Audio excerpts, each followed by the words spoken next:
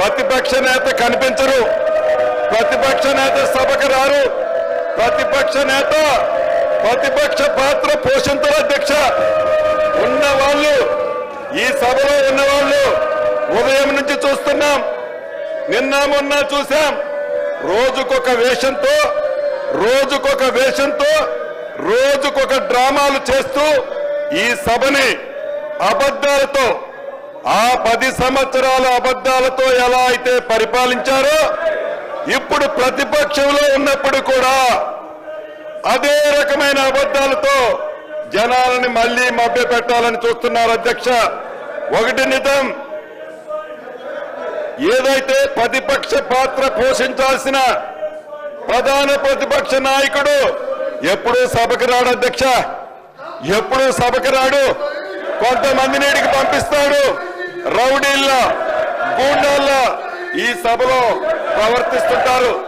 ఎంత దురదృష్టమో చూడండి అధ్యక్ష, ఏ రకంగా ప్రవర్తిస్తున్నాడో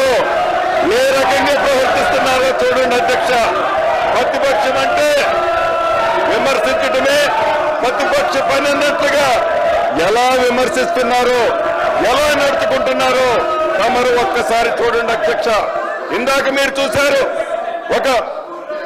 ఒక దళిత స్పీకర్ గారు కూడా ఉన్నారని గ్రహించకుండా మీ మీదే పుస్తకాలు ఇసిరేశారు. నన్ను మ్యాన్ హ్యాండిల్ చేయడానికి ఇదే సీటు దగ్గరకు వచ్చి బెదిరించబోయారు. అధ్యక్ష, ప్రత్యక్షంగా ఇవన్నీ మీరు చూశారు. అధ్యక్ష, ఆనాడు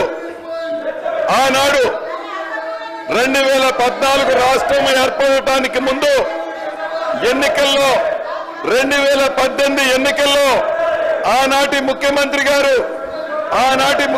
గారు కేసీఆర్ గారు అనేక సందర్భాల్లో చెప్పారు. అధ్యక్ష, కాపలా